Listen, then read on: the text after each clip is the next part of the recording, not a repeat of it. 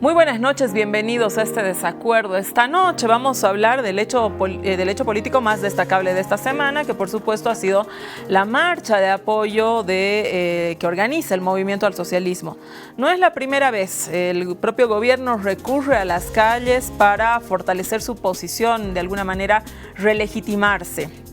A la vez, otro de los hechos más destacables de este mes, por supuesto que ha sido el paro de Santa Cruz, el paro de 48 horas, convocado por el gobernador y el Comité Cívico de Santa Cruz. Como siempre pasa en Bolivia, tenemos que la política se ha salido del centro del poder y ha invadido las calles.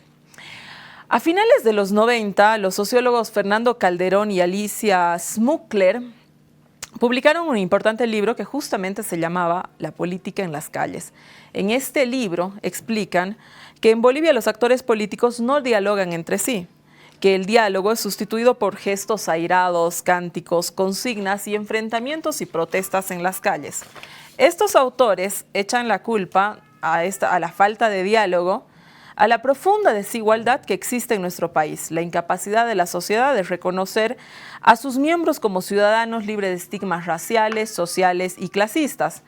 El diálogo solamente se produce entre iguales. Si no hay igualdad real, unos desprecian a los otros y no hay posibilidad real de un diálogo. Y entonces lo único que le queda a los sectores, por supuesto, es la calle. Vamos a hablar de este importante tema. Vamos a preguntarnos por qué la democracia en Bolivia no se realiza en las instituciones, sino se realiza en las calles. Vamos a ver lo que ha preparado producción respecto a nuestro tema. Quédese con nosotros. La calle se ha convertido en el escenario para disputar el poder o simplemente mantenerlo. Semanas atrás, la oposición al gobierno liderada por la facción del Comité Cívico Pro Santa Cruz, junto a la Gobernación Cruceña y la Universidad Gabriel René Moreno, intentó paralizar las actividades en la capital oriental con paros cívicos y la toma de calles y avenidas. El motivo fue una protesta y la exigencia de adelantar el censo, anunciado para el 2024. El conflicto sigue latente. En otro escenario, los cocaleros yungueños de La Paz están divididos en dos grupos y cada uno de ellos trata de ser el representante de ese sector. Uno de los grupos, liderado por Freddy Machicado, también tomó las calles a punta de dinamitazos y fuegos artificiales. La protesta aún está vigente. Esta semana, diferentes sectores sociales organizaron una marcha en apoyo al presidente Luis Arce, quien lideró la caminata junto al vicepresidente David Choquehuanca y el exmandatario Evo Morales. Esta manifestación fue denominada Marcha en Defensa de la Democracia y la Reconstrucción Económica. Congregó a cientos de miles de ciudadanos y fue protagonizada por afiliados del Pacto de Unidad y por la Central Obrera Boliviana. El argumento fue en rechazo a los intentos de desestabilización al gobierno.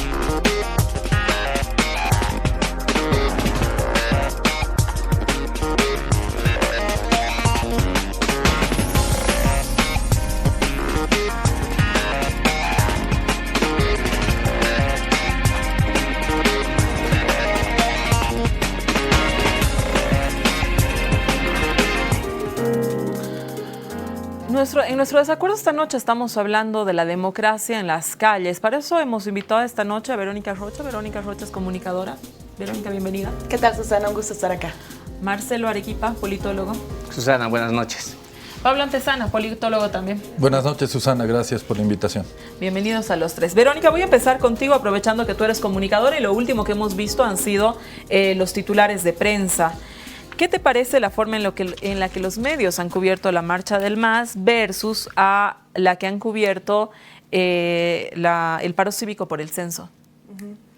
Susana, yo creo que de manera general lo que ha ocurrido y lo que vamos a analizar esta noche tiene que ver un poco con unos retornos a los posicionamientos de los sectores políticos que creo que están tratando de volver a reconfigurar el escenario como lo habíamos vivido entonces el 2019. Creo que ha habido un periodo de tregua que tiene que ver con las elecciones, que tiene que ver con la posesión del presidente Arce, etcétera, etcétera, y que más o menos ha habido una tregua solicitada entre los políticos. Tú me has preguntado por los medios, pero yo empiezo por esto, debido a que creo que ya estamos en condiciones, y no lo digo yo, lo dicen varios estudios, lo dicen varias lecturas de la situación actual de los medios se han constituido en actores políticos. Por lo tanto, en toda esta reconfiguración de los sectores políticos, yo tengo la sensación de que lo que ha ocurrido en el escenario mediático es que los medios han tomado esta oportunidad para reposicionar sus posturas políticas. Y ahora que hicimos el repaso, que pudieron ver los televidentes varias de las portadas, creo que está bastante claro algo que no se veía antes de unos escenarios tan polarizados políticamente y que tiene que ver con que la mayoría de las portadas, que se supone que es el lugar donde tienen que ser quizás más rigurosos, los mensajes mucho más informativos, porque para el resto de las opiniones están los otros espacios dentro de los periódicos, yo te diría que ahorita todos los titulares que hemos visto tienen interpretaciones de la realidad. Es decir, no te están contando, no están cumpliendo correctamente la labor de los medios de comunicación de informar de la manera más equilibrada posible, sino que están prestando ya sus interpretaciones. Yo recuerdo, porque las redes sociales del desacuerdo hacen este recojo de titulares, de portadas todos los días, y yo la leo ahí. Al día siguiente de la marcha de esta semana del MAS, los titulares te decían perfectamente dónde los medios estaban posicionados. Y creo que eso es grave para la democracia y grave para el escenario informativo, porque obviamente sabemos, y esto no es noticia ni novedad para nadie, de que estamos en un escenario en el que dentro de la política se juega mucho con desinformación, con noticias falsas, con interpretación, y donde hacen cada vez más falta para cualificar la democracia y para tratar de encontrar consensos y disminuir más bien la polarización, estaríamos necesitando mucha más información, y quienes están llamados a ello son precisamente los medios y los periodistas. Y yo te diría que lo que hemos visto es que precisamente esto no está pasando, y la mala noticia es que pareciera que no va a pasar hacia adelante. A ver, Verónica, has planteado muchísimas cosas, y entre las cosas que planteas son los medios como actores políticos. No te lo inventas tú, los estudios de opinión así lo señalan, y por supuesto cuando uno lee el posicionamiento y todo aquello que ya nos has señalado, se da cuenta que estamos así. ¿Hubo más titulares? ¿Te das cuenta que hubo más titulares en torno a estos dos eventos? La marcha que ha sucedido la anterior semana y el paro que ha sucedido hace 2 semanas, que cualquier acción legislativa o institucional, digamos, que de pronto no se la cuenta con tanto detalle, de pronto ni siquiera es un hecho noticioso, ¿no? Es decir, el debate público se da en torno a las calles, a las movilizaciones y de pronto a las posturas más encontradas de los polos políticos, ¿no? Sí, lo que pasa es que Bolivia es un país altamente politizado de manera general, entonces realmente estos hechos que involucran mucha política de verdad, mucha confrontación política, realmente adquiere mucha relevancia, pero este es un tema que no solamente lo hacen los medios, ellos sí son quienes determinan cómo la agenda noticiosa va a recoger los hechos políticos, y podrían tener en su labor de jerarquizar las noticias, de hacer el tratamiento informativo, podrían tratar de generar otras agendas. Pero también es cierto que como audiencias estamos bastante acostumbrados a que estos sean los temas importantes. Entonces es tremendamente importante, y eso te lo va a decir una pulsión de la opinión, que son las redes sociodigitales. Para la gente es tremendamente importante lo que pase, ya sea para disentir o ya sea para sentar con la postura política de la cual están hablando. La gente le interesa mucho estos temas. Y estos temas realmente son, al final del día, efímeros. Construyen la política, sí, pero no construyen necesariamente el Estado, la sociedad y demás otros temas que quedan por detrás, ¿no? Claro, de alguna manera los medios están publicando, más allá de la postura política que tienen claramente, un poco que lo que vende también, ¿no es cierto? Es decir, el lector me está demandando esta cuestión, pero ahí uno dice, bueno, pero ¿no está también un poco la responsabilidad que se supone que deberían tener los medios de comunicación de informar un poquito más allá de estos escenarios donde además toman postura política, donde además luego los editoriales, digamos que son una fiesta de adjetivos, ¿no es cierto? ¿Qué pasa también ahí, Verónica, ¿no? Es decir, que una acción legislativa no sea tema de noticia, que los bolivianos no nos enteremos cuáles son las acciones legislativas, porque de pronto hay. No lo sabemos. Sí. Son los medios de comunicación los que nos deberían informar. Sí. Yo pensaría que las sociedades actualmente, a través de los procesos de digitalización, está atravesando múltiples procesos. Y uno de esos procesos tiene que ver con que la democracia se está erosionando, producto precisamente de que nuestras formas de informarnos y nuestras formas de leer la realidad están muy atravesadas por procesos desinformativos y demás. Y ahí, sobre todo, yo creo que uno de los grandes antídotos contra esto es más bien la revalorización y la práctica mucho más estricta y seria del periodismo. Y ahí está lo que tú dices, efectivamente tienen un rol tremendo en este momento, no solo para la calidad informativa y para permitir que estemos informados de la cosa pública, sino incluso para el funcionamiento de la democracia. Yo te diría que un poco los escenarios polarizados que estamos viviendo y que vuelven a salir a flote con estas manifestaciones en la calle, involucran a todos. Y ahí todos estamos cometiendo errores que nos están llevando a mantenernos en esa situación, y ahí incluye los medios, claro, las audiencias. Solo es que no todos tenemos las plataformas, ¿no? Sí, no, y por supuesto también existe lo que tú dices, también hay responsabilidades, y entonces también quienes deseamos cambiar este escenario polarizado, pues hay que hacerse cargo de lo que corresponde, ¿no? Estamos hablando, Pablo, de una institucionalidad democrática débil. Las masas democráticas son más fuertes. Zabaleta decía que el Estado no había logrado separarse de la sociedad, que funcionaba como parte de la sociedad en contra de otras partes. Eso impedía que la gente admita y obedezca a sus representantes. El pueblo no quiere que los gobernantes decidan, quiere decisiones que recaigan en el pueblo mismo. Sí, para comentar lo que tú dices, Susana, voy a adoptar un poco una perspectiva histórica tratando de alejarme de la coyuntura actual, pero por supuesto estas categorías que acuñó Zabaleta también nos permiten entender el momento actual. Ciertamente la movilización como un rasgo importante, característico de la política boliviana a lo largo de su historia, tiene que ver con ese estado aparente que decía Zabaleta, ¿no? Un estado aparente en el sentido en que no ha logrado producir, él decía, materia estatal, ¿no? O si se quiere traducido en términos más simples, que el conjunto de las y los bolivianos no han logrado estructurar esa comunidad política, ¿no?, que tenga correspondencia con el nivel estatal, y por lo tanto eso se traduzca en, llámese, mayores condiciones de gobernanza, gobernabilidad, mayor posibilidad de realizar políticas públicas efectivas. Ciertamente ese es un aspecto, creo, característico de la política boliviana. Lo es también de muchas sociedades latinoamericanas, donde fruto de una historia de colonización, el Estado tiene esta debilidad crónica, ¿no? Y no tiene que ver solamente con la imposibilidad de construir una comunidad nacional, ¿no?, que de repente te haría las cosas más fáciles para los gobernantes, sino también tiene que ver con una propia debilidad del Estado en cuanto a su presencia en los diferentes espacios que conforman su territorio. Y vemos que muchos de los conflictos en Bolivia han estado ligados a esta ausencia o a esta debilidad del Estado, ¿no? Es muy común referirse al Estado con huecos, por ejemplo, justamente para referirnos a la idea de un Estado ausente y de un Estado que no garantiza las condiciones mínimas de vida a los bolivianos.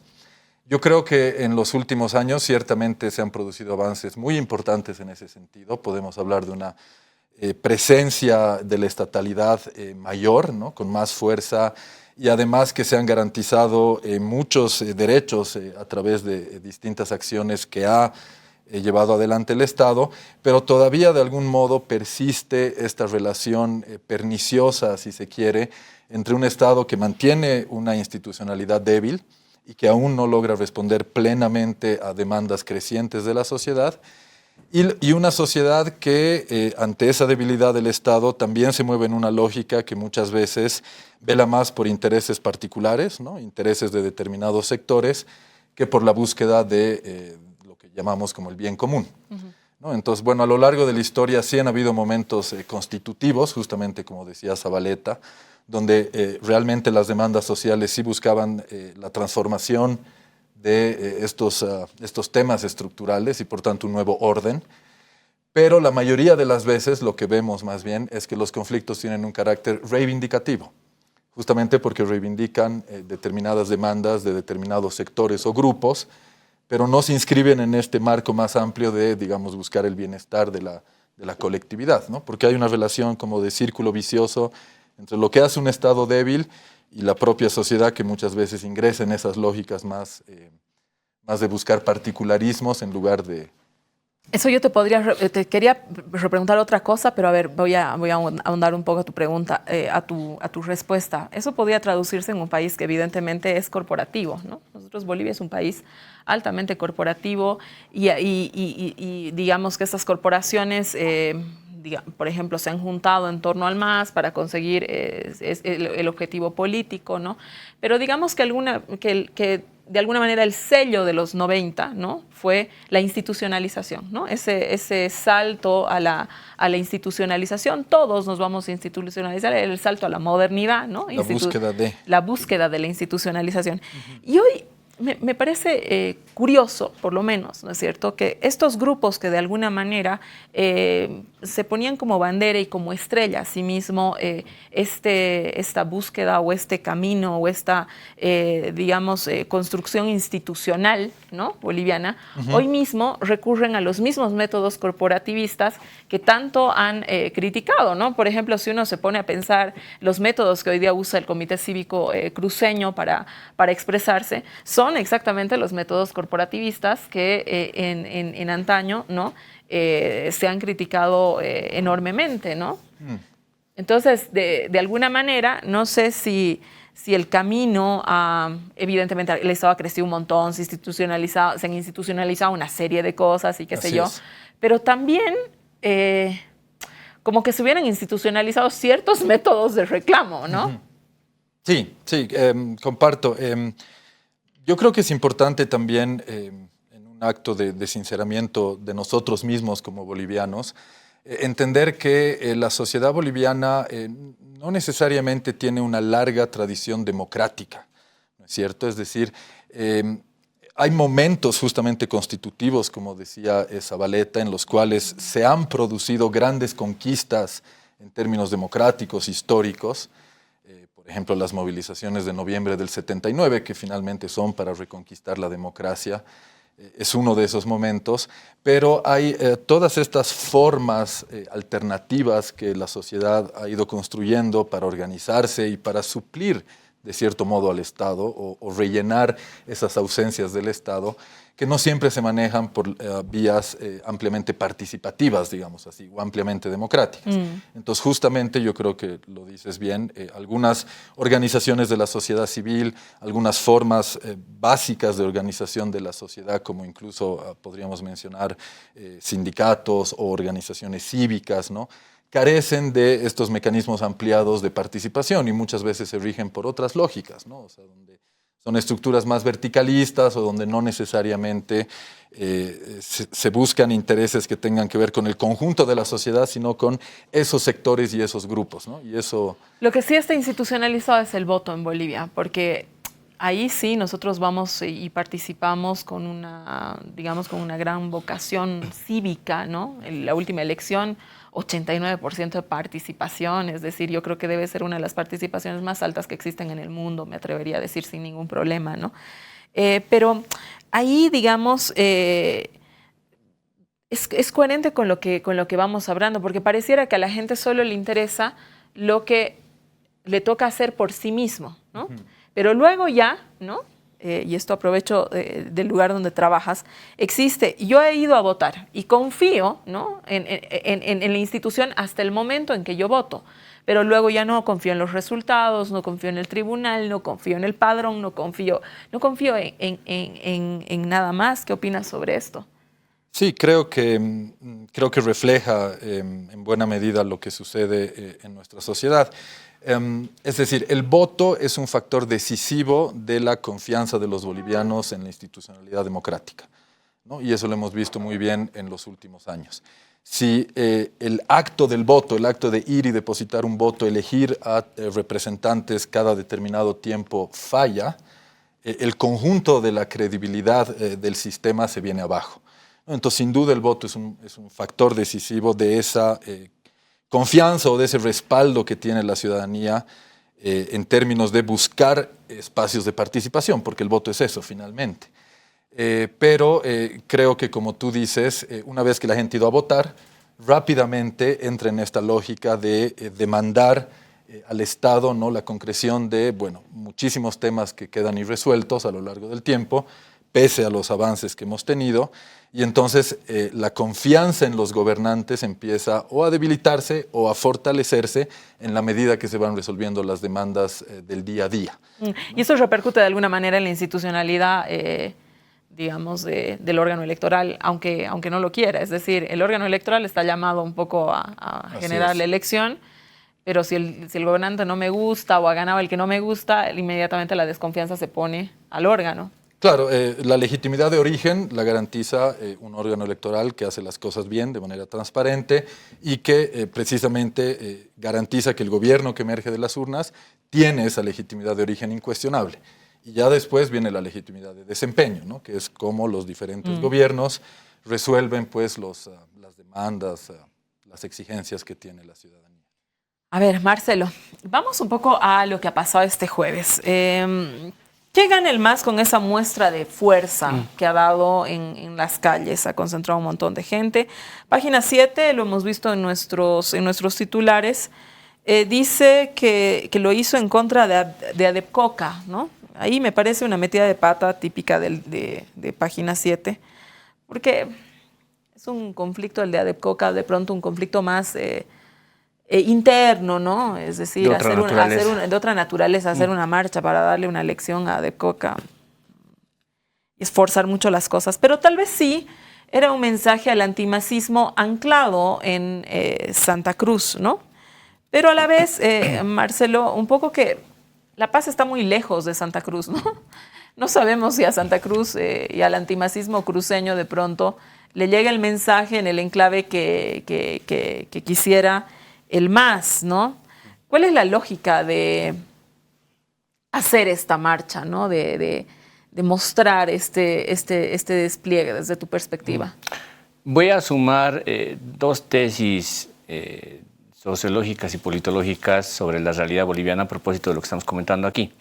Había una tesis un poco vieja de los 90 que planteaba la idea de que este país se caracterizaba, o se caracteriza incluso hasta el día de hoy, porque tiene un Estado débil y tiene una sociedad civil fuertemente organizada. Esa es la característica, digamos, de este país, ¿no? Ahora, si eso lo llevamos al terreno de lo que estamos hablando, yo creo que seguimos encajando probablemente en ese molde, ¿no? Estado débil, sociedad civil fuertemente organizada. Llámenle como quieran llamarle a las características de cómo se organiza esa sociedad. Corporaciones, grupos que no están por la idea de vincular, digamos, hilos democráticos, o grupos que quieren más bien desestabilizar, lo que sea, pero están fuertemente organizados, ¿no? Otra tesis. El año 2018, el vicepresidente García Linera decía que gobiernos progresistas de la región se asentaban su gobernabilidad fundamentalmente en dos características. La primera, mayoría en el legislativo.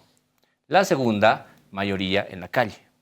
Esa era la forma en la cual se entendía que se construye en el país gobernabilidad. Ya no esa vieja fórmula de hacer alianzas y pactos postelectorales, digamos, como pasaba en los 90 en Bolivia, sino mayoría en el legislativo y mayoría en la calle. Y eso tiene que ver, creo, con algo que se une muy bien con lo que estaba comentando Verónica también al principio, y es sentido común. Creo que la construcción de las mayorías, sobre todo el de la calle, tiene que ver sin duda con cómo construir el sentido común para estructurar mayoría en la calle. ¿Quién se encarga de construir sentido común hoy día? En gran medida los medios de comunicación. Los medios de comunicación son los que intentan construir sentido común porque además son un actor político más en este país, ¿no? Entonces, si seguimos esa lógica de construcción de mayorías, yo la primera, que es la que más me preocupa, digamos, en un ámbito de una democracia representativa liberal, es el legislativo. Un legislativo que hoy día prácticamente, digamos, ha dejado de existir porque los debates más importantes que tienen que pasar, o que deberían pasar en todo caso, que se deberían discutir sobre lo que pasa en el país, que debería ser en el legislativo, no lo está haciendo. No lo está haciendo. ¿Quién en gran medida tiene responsabilidad de eso? Digamos, sí, un oficialismo que tiene mayoría, pero más un bloque de oposiciones políticas. Si nos fijamos quiénes están ahí dentro, hoy día de la agenda de comunidad ciudadana, hoy día no se sabe casi nada. En realidad de la de Creemos sí se sabe, pero no se sabe tanto por Creemos, sino se sabe más por Camacho y por Santa Cruz en realidad, ¿no? Entonces eso nos devuelve a la calle. Y esa demostración, creo yo, de un poco fuerza por parte del movimiento al socialismo el jueves en esa marcha, tenía que ver justamente con eso, creo, con dar una señal para seguir construyendo un sentido común distinto al que los medios de comunicación están construyendo, de que hoy día el MAS está fracturado, de que hoy día el MAS está casi, digamos, dividido, ¿no? O de que hay una debilidad muy fuerte en términos de la estructura interna o el funcionamiento del gobierno del presidente Luis Arce, ¿no? Sino más bien es dar más bien un mensaje bien claro de que esa construcción de sentido común que los medios de comunicación se están empeñando en poner sobre la mesa a la gente, a la opinión pública, no es cierta. Entonces yo construyo eso ahora con esta marcha. Yo construyo un nuevo sentido común de decir que yo tengo la mayoría justamente con ese tipo de acciones en realidad, ¿no?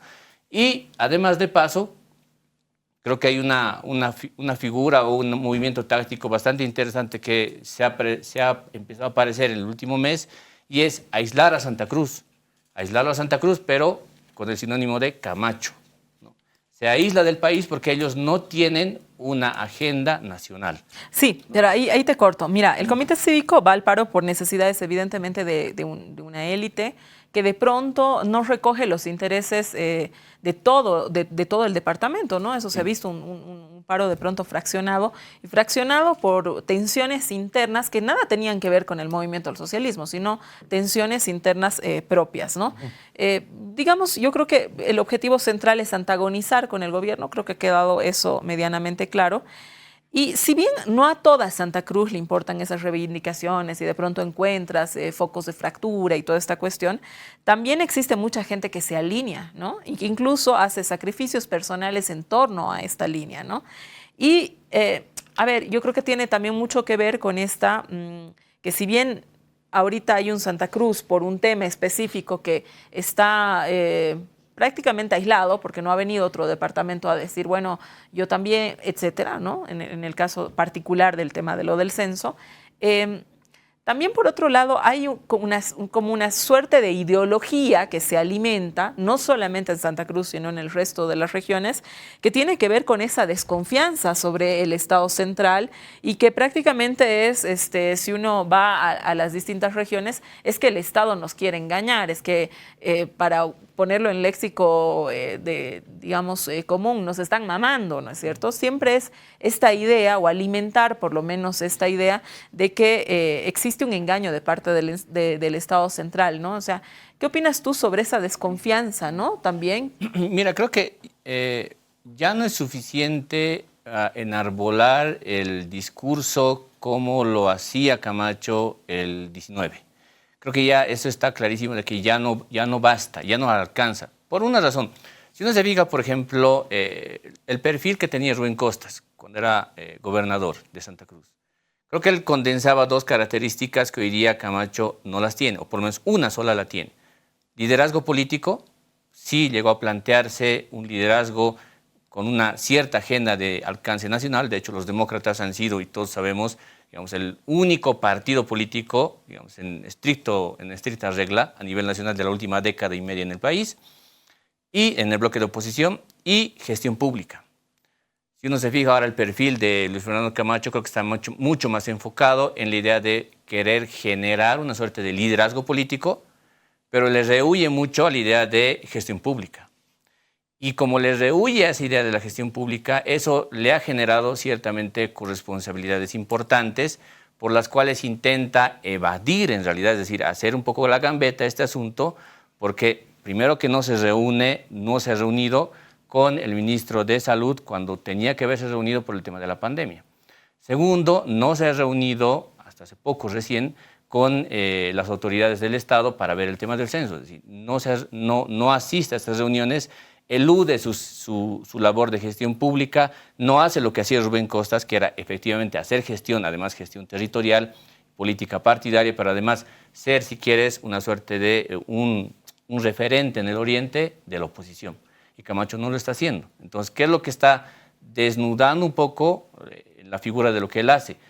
Lo que creo que se está evidenciando es que tenemos sí una figura de oposición al MAS, pero que se empeña en representar solamente el antimasismo más duro, más de Oriente, no un antimasismo que estaría mucho más cerca, digamos, de Manfred, por ejemplo, o del mismo Johnny, digamos, si quieres, que no coincide necesariamente con lo que hace, digamos, el movimiento al socialismo. No hay forma de que coincida con eso, justamente porque creo que Camacho está más cómodo subiéndose a la moto, poniéndose la gorra y no haciendo lo que están haciendo estas otras autoridades de oposición también al bloque del movimiento al socialismo, ¿no?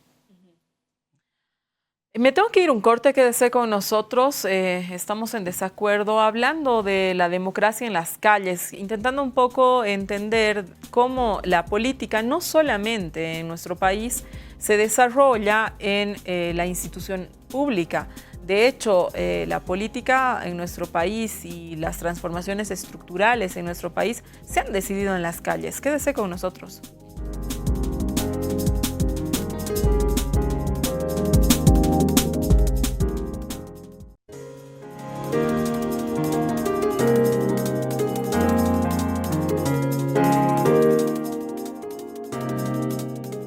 Volvemos. Esta noche en el desacuerdo estamos hablando de la política en las calles, de la democracia en las calles. Intentar entender cómo es este hecho que sucede cotidianamente, permanentemente en la democracia boliviana, y es que las calles transforman las cosas. Y es en general en las calles donde se toman ciertas decisiones, es en general en las calles donde se relegitima, es en general en las calles donde se toma más decisiones de pronto estructurales, digamos, que de pronto que en las instituciones. Y queremos entender esto esta noche en este desacuerdo. Pablo, voy a volver contigo. Analistas conservadores como el fallecido Jorge Lasarte se quejaban, y en el presente también se quejan, de que existe mucho corporativismo en Bolivia, lo hablábamos en el anterior bloque, y entonces no se da el tipo de democracia que existe en el libro, ¿no? La democracia liberal, del liberalismo, esa que está en el manual, digamos. La Constitución habla de una democracia intercultural, que podría ser un espacio de formas mixtas, propiamente bolivianas, digamos, ¿no? Quizás reconocer a organizaciones sociales populares como la CETSUT-CB, como el Pacto de Unidad, y por otro lado las elitistas como los comités cívicos, por ejemplo, en determinados espacios institucionales, por ejemplo, ¿no? Para la discusión de unas nuevas leyes. Es decir, las leyes que ahora mismo tenemos, ¿no es cierto?, no se ajustan, ¿no?, al tipo de democracia realmente que nosotros vivimos, ¿no? Entonces, porque, lo dicho, en las calles se toman ciertas decisiones que no se toman en las instituciones, y de pronto si uno agarra y qué es lo que dicen nuestra normativa, nuestras leyes y toda aquella cuestión, es como si hubiera un vacío, ¿no? Sí.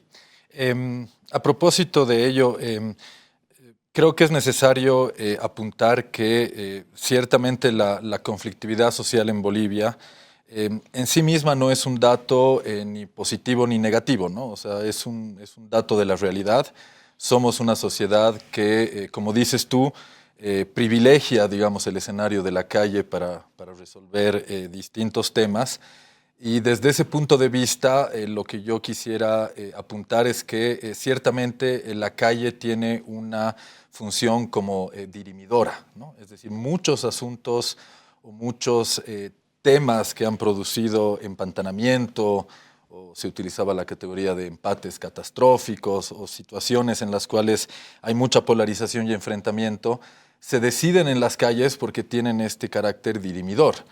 Y desde ese punto de vista se entiende que los actores políticos de uno y otro lado apelen a las calles para mostrar musculatura, pero también porque, como insisto, logran esa dimensión de resolución de algunos temas.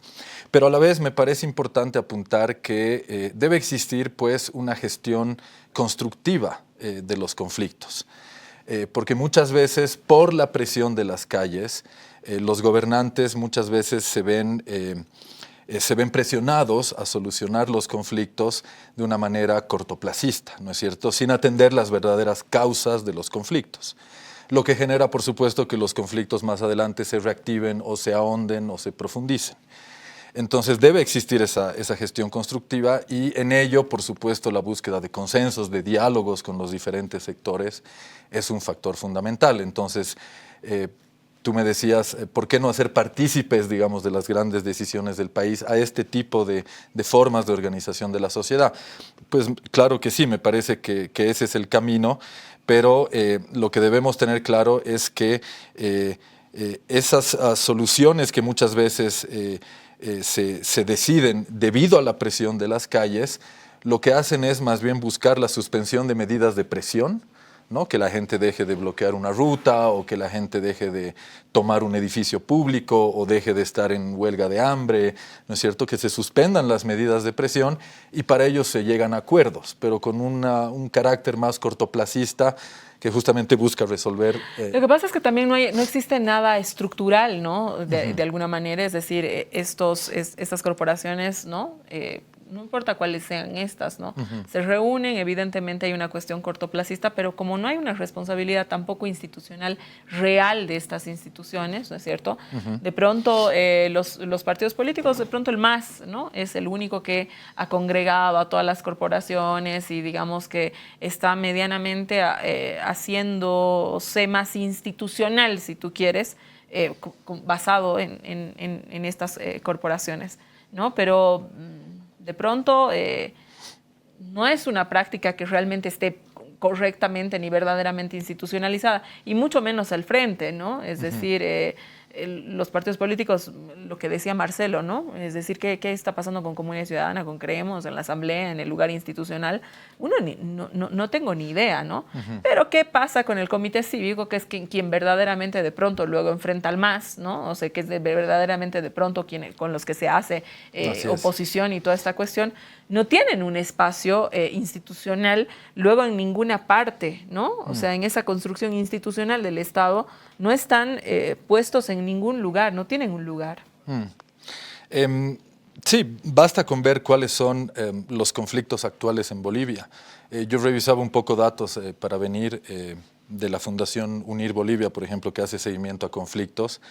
Y si no estoy mal, a julio, agosto de este año hay más o menos como una media de 700 conflictos en el año, lo cual sitúa a Bolivia en una perspectiva ya de finales de gestión por encima de los 1000 conflictos, digamos, que llegaríamos en la gestión 2022.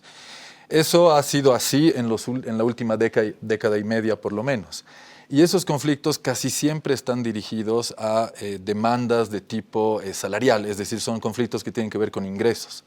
Los conflictos políticos propiamente no son tan numerosos, pero ciertamente tienen un impacto muchísimo mayor que alguna demanda puntual por mayores ingresos o algún tema económico puntual.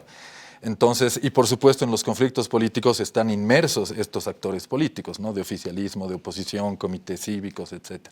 Lo importante es que esos actores logren pues espacios de verdadera generación de consensos, pero de verdad, ¿no? Donde los distintos sectores sientan que están aportando a la construcción de una solución. Llámese, por ejemplo, los temas que comentaban, por ejemplo, el tema de la coca. Hay distintos actores ahí reunidos, una verdadera mesa de diálogo donde se integren y se traten de acordar posiciones o ganancias para los diferentes actores.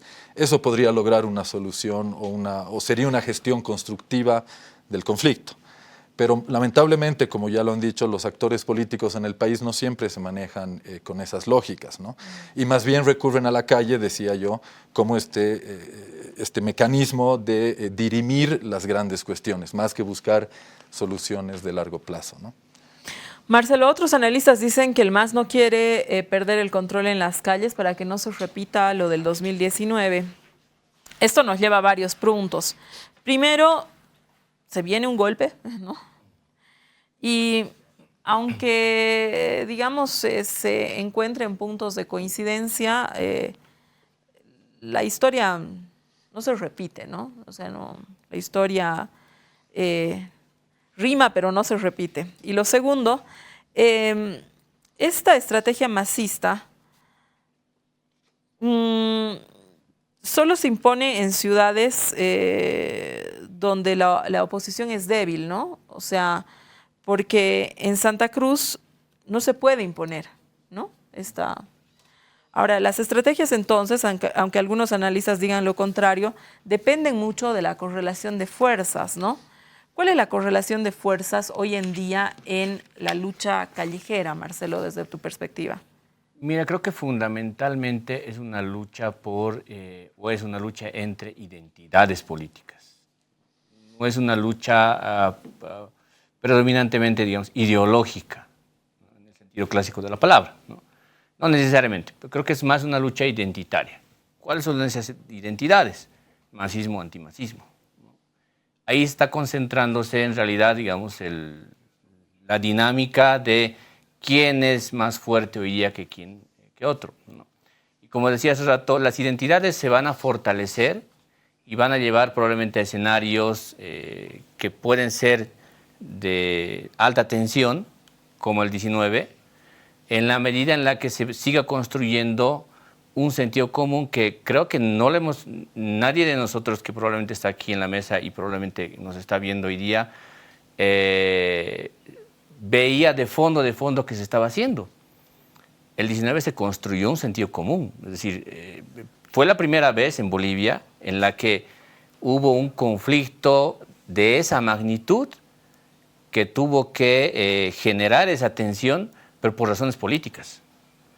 Normalmente, ese tipo de conflictos y ese tipo de sucesos que ocurren suelen ocurrir por razones económicas, ¿no? La guerra del gas, por ejemplo, ¿no?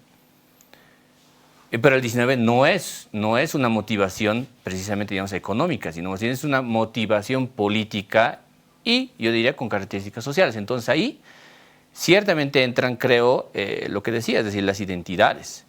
Y eso tiendo más bien a pensar en que hay que echarle un vistazo, pero con una lupa mucho más precisa hoy día, viendo lo que pasó el 19, ciertamente. No voy a usar la palabra golpe, pero creo que sí hay que ver, porque si de algo hay que aprender realmente en la experiencia, y Tony Judd decía eso, es justamente de esas cosas, es decir, de lo que ha pasado antes, aprender y ver cómo se van disputando estos escenarios de alta tensión en ciertos contextos específicos. Y para mí está clarísimo algo, hay algo que se está construyendo, que tiene que ver con desestabilizar algo, sí, que tiene que ver con intentar generar un escenario de tensión política, sí, ciertamente, y eso está construyéndose en un plano que no está en el espacio político partidario, sino está más bien en un espacio que está por fuera del sistema de partidos, de nuevo. Está en la calle. En la calle, sí. Y ahí es donde se construyen, por eso, otra vez estos sentidos, y ahí, de nuevo, los medios de comunicación, que entran, que son los que están empezando a generar esta idea de, claro, a propósito de la libertad de expresión y la lucha por la democracia, yo creo que está bien, todos deberíamos defender eso y deberíamos permitir que existan, digamos, una variedad de titulares y de medios de prensa, pero creo que ya es un buen momento también para decir, bueno, quién está, dónde ubicado realmente y cómo se consume eso, porque una cosa es el consumo, veía igual una encuesta hace un año, creo, sobre el tema de los medios de comunicación, y una cosa era el consumo masivo en redes de un medio de comunicación, pero si esa variable del consumo tú la evalúas con la confiabilidad, en realidad baja mucho. Es decir, hay un medio que se consume mucho en La Paz, que se ve mucho en redes, que genera titulares que son polémicos, pero realmente la gente confía en ese medio, no confía. Consume sí sus noticias, pero al día de mañana, en ese momento no confía. Creo que estas cosas que están en el plano más bien quizás de lo subjetivo y no necesariamente por eso otra vez dentro del manual de lo que te dice una democracia fuerte, liberal, representativa es aquella que garantiza que hayan procesos electorales recurrentes y transparentes y bien llevados, ya no se sostiene para leer, digamos, nuestra realidad. Porque hoy día estamos, creo, no es que sea especial en el mundo, sino que creo que es bastante parecido a lo que pasa realmente, en realidad, en todo el planeta, ¿no? Pero el feminismo ha criticado mucho la tendencia de las organizaciones políticas en general porque las considera machistas, ¿no? Mostrar esta fuerza, mostrar musculatura en la calle, ¿no? Todas estas como declaraciones, ¿no? Muy de acciones muy machistas. Si los comités cívicos y las organizaciones sociales fueran controladas por mujeres, de pronto feministas, ¿crees que Bolivia estaría pasando mejores días? Creo que el fondo de la pregunta, Susana, está referida a algo que hay que entenderlo en esa magnitud y que tiene que ver con el carácter de nuestra práctica política, que coincido con Marcelo, no es que es solamente boliviana, de hecho se parece bastante en general a la latinoamericana, pero en general el poder y la institucionalidad política también es bastante parecida en el mundo, toda vez que tiene un carácter profundamente patriarcal. Es decir, nada tan patriarcal como el poder y en consecuencia nada tan patriarcal como los sistemas políticos. En ese sentido creo que las luchas feministas efectivamente tienen una alta carga política, pero como están destinadas a cambiar los sistemas de vida, es decir, sus apuestas son más grandes que la institucionalidad política, que llegar al gobierno, que administrar una gestión, tengo la sensación de que existe, a pesar de que el feminismo es como la opción política quizás más vibrante de este siglo, existen muy pocos partidos feministas. No ha pasado lo mismo que con el ecologismo, por ejemplo. Y creo que esto tiene que ver con que la opción de las feministas es más bien construir por fuera de la política, porque entendemos ese carácter patriarcal que tiene el poder y la institucionalidad política.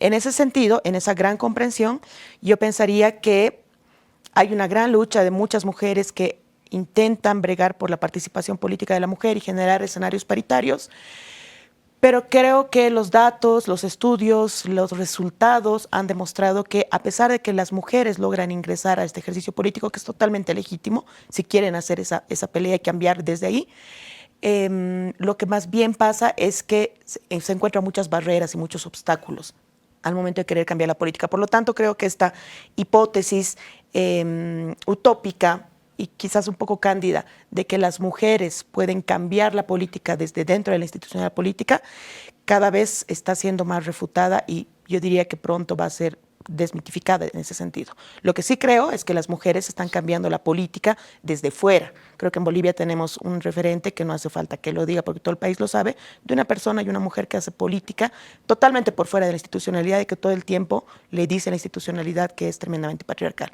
Entonces yo pensaría que el carácter de estas organizaciones y de cómo se confrontan, saliendo a las calles, confrontándose, polarizando y buscando estos conflictos de tipo político, me parece importante el apunte que hacía Pablo porque esa división es importante, estos conflictos políticos correrían la misma suerte con mujeres actoras. Uy, qué fuerte lo que dices, Verónica. Yo tengo la esperanza que las mujeres empiecen a tomar los partidos políticos, los cargos políticos, las instituciones políticas, porque yo, a diferencia de ti, sí creo que hay la posibilidad de un hecho transformador, de una visión transformadora. Eso es mantenerse un poco en la visión utópica, que sí hay que mantenerla, pero yo te digo que la práctica lo que está demostrando es que las mujeres que entran a la institucionalidad política cambian algunas cosas, sacamos algunas leyes, es que son muy hacemos pocas, algunas cosas. Luego son muy pocas, luego sí, habrá que ver. Es como muy nominal también.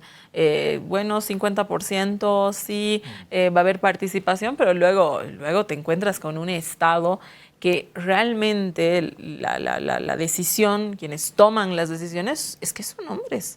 Yo creo que lo que se viene es más bien la política cambiada desde fuera y si acaso la institucionalidad política, las organizaciones políticas van a cambiar de alguna manera, va a ser sí por el empuje desde adentro, que es una lucha que están haciendo muchas mujeres y que es muy legítima y necesaria, pero va a estar muy involucrada también con la política que están haciendo las feministas también desde fuera de esa institucionalidad. Pero un apunte solamente, y algún rato lo comentábamos con Verónica, quienes sostienen los procesos cuando hay crisis muy duras. Ah, claro, siempre son las mujeres. Son las mujeres. Son y las las mujeres. que han estado en la primera línea, eso a veces, o no a veces, sino muchas veces nos olvidamos realmente.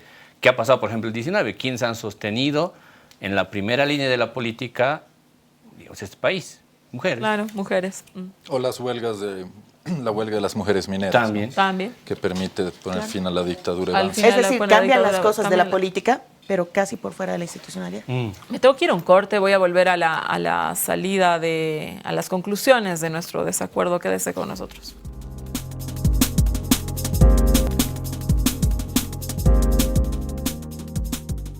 Este desacuerdo hemos hablado sobre la democracia en las calles. Las decisiones estructurales en nuestro país no se han tomado en las instituciones, se han tomado definitivamente en las calles, o se han cerrado por lo menos en las calles. Pablo, 45 segundos, tu conclusión. Me parece que el tema de la movilización en las calles, como dices tú, ciertamente está asociado a grandes conquistas democráticas, populares. Nuevamente recurriendo a Zabaleta, por eso él hablaba de lo nacional popular, ¿no? Como ese encuadre, esa asociación entre dotarle al Estado de una base social amplia, nacional, una comunidad política de verdad, con esta búsqueda constante de la democracia, ¿no? Como horizonte de conquista de muchos derechos y horizonte de posibilidad. Entonces yo me quedaría con diferenciar ese tipo de movilizaciones que contienen un orden transformador de la realidad con otro tipo de movilizaciones en las calles que son las más en nuestro país, que como yo decía antes tienen un carácter más reivindicativo.